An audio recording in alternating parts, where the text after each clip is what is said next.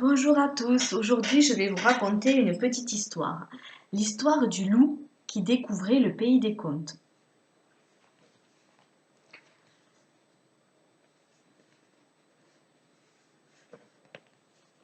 Quand Loup se réveilla, ce matin-là, le soleil brillait haut dans le ciel.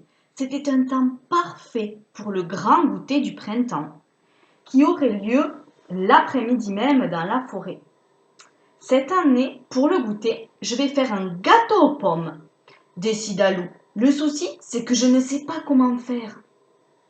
Loup prit un panier et sortit dans la forêt. Il trouverait bien quelqu'un pour l'aider. Loup marcha longtemps sans rencontrer personne.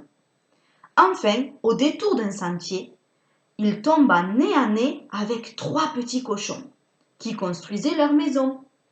Au secours, le loup, hurlèrent les cochonnets, il va nous dévorer. Dévorer de mignons petits cochons, mais pas du tout, s'exclama le loup horrifié. Alors tu vas souffler, souffler, et nos maisons vont s'envoler. N'importe quoi. Moi, ce que je voudrais, c'est cuisiner un gâteau aux pommes, mais je ne sais pas comment faire.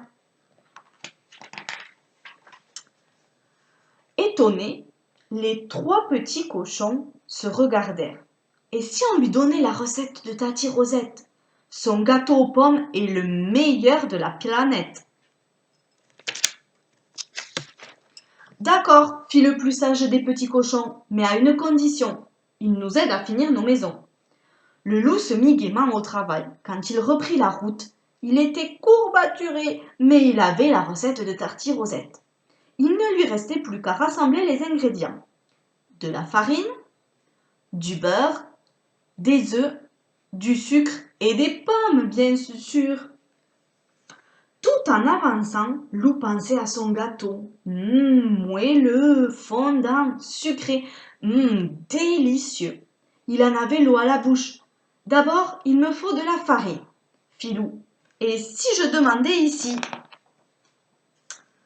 Toc, toc, toc. Doucement, la porte s'ouvrit et 7 mignons chevreaux pointèrent leur museau. Loup s'avança et vlan, quelqu'un l'assomma. Quand il rouvrit les yeux, Loup était ligoté et il avait très mal à la tête. Alors le loup, on se croit encore le plus fort? Gronda la maman chèvre. Certainement pas, protesta Loup. Je voudrais de la farine, c'est tout. De la farine pour montrer patte blanche et dévorer mes chevreaux. Non, bredouilla Loup, de la farine pour faire un gâteau. Par chance, la chèvre adorait cuisiner. En échange de la recette de Tati Rosette, elle donna à Loup de la farine. Et hop, le jeta dehors. Loup reprit son chemin en grommelant. Il ne pensait pas que faire un gâteau serait aussi compliqué. Il bougonnait encore lorsqu'il entendit quelqu'un chanter. C'était une petite fille, toute de rouge vêtue, qui cueillait des fleurs. Eh oh, toi, je te connais, cria la petite fille, tu es le loup. Loup soupira. Voilà que ça a recommencé. N'aie pas peur, je ne vais pas te dévorer, fit-elle, de sa voix la plus douce. Ça, c'est sûr, fit la petite fille en haussant les épaules. Tu n'as pas l'air bien méchant. Soulagé, Loup s'assit dans l'herbe, près du petit chaperon rouge. Et tandis qu'il partageait un morceau de galette, il lui parla de la recette de Tati Rosette. Si tu joues avec moi, je te donnerai mon petit pot de beurre pour ton gâteau, lui proposa la fillette. Pendant des heures, Loup joua à cache-cache, à chat perché, au loup glacé. À la fin, il en avait vraiment assez, mais il avait le petit pot de beurre dans son panier. Ingrédient numéro 3, des œufs, lut ensuite Loup. Justement, il y avait un nid juste au-dessus de lui. Courageusement, Loup commença à grimper. Quand un cri le fit sursauter, au pied de l'arbre, un renard venait d'attraper une petite poule rousse. Ce soir, tu cuiras dans le chaudron, se réjouit le renard. Ma vieille mère et moi, nous nous régalerons. Pauvre poulette, pensa Loup, je ne peux pas la laisser se faire croquer. Sans bruit, il descendit de son arbre et suivit le renard. Profitant que le renard s'était endormi, Loup s'approcha et délivra la poule.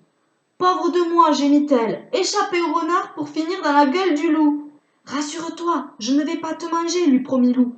Allez, cocotte, filons d'ici.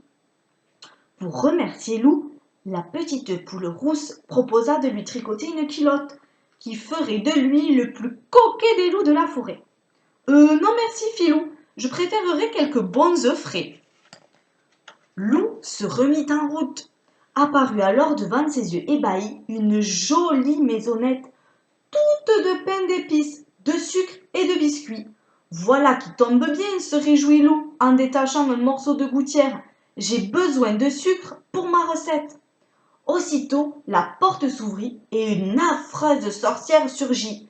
Cric, crac, croc, qui grignote mon logis, grogna-t-elle. Un loup? Bon, je vais le transformer en poulet, ce sera meilleur à manger. Certainement pas, cria Loup terrorisé, et il se carapata.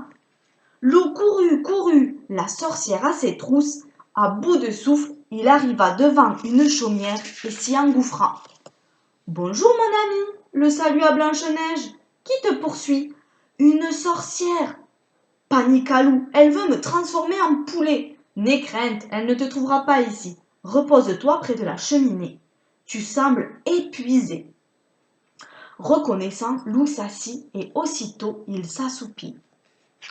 Au réveil, Loup raconta à Blanche-Neige toute son histoire, le goûter, la recette de Tati Rosette et toutes ces choses bizarres qui lui étaient arrivées.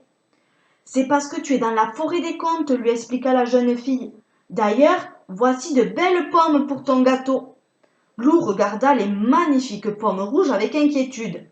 Promis, la méchante reine ne les a pas touchées, rit Blanche-Neige. Loup la remercia rassurée. Blanche-Neige conduisit alors Loup devant son miroir. Miroir, mon beau miroir, qui est le plus chou des loups? C'est Loup le plus chou, fit le miroir, amusé. Et si on le gardait avec nous? Non, cher miroir, répondit Blanche-Neige. Renvoie-le vite dans sa forêt. Mais avant...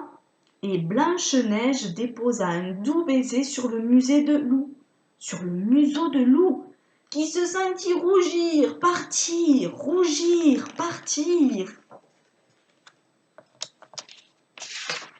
Loup secoua la tête tout étourdi. Il était de retour chez lui. À ses pieds, son panier était bien rempli. Youpi, j'ai tout ce qu'il faut pour préparer mon gâteau. Vite, au fourneau. Dans sa cuisine, Loup suivait à la lettre la recette de Tati Rosette. Il coupa, versa, mélangea. Lorsque tout fut terminé, son gâteau était gonflé et doré à souhait. C'est alors que, toc toc toc, on frappa à sa porte. Salut mon chou, fit Mère Grand, on est venu pour le goûter. C'était l'heure du goûter. Autour de la table, les amis de Loup étaient déjà installés, impatients de se régaler. Ah, te voilà enfin, s'exclama Valentin. Que nous as-tu donc amené? Le gâteau aux pommes de Tati Rosette, fit Loup. Et voici quelques nouveaux amis. Cric, crac, croc, mon histoire est terminée.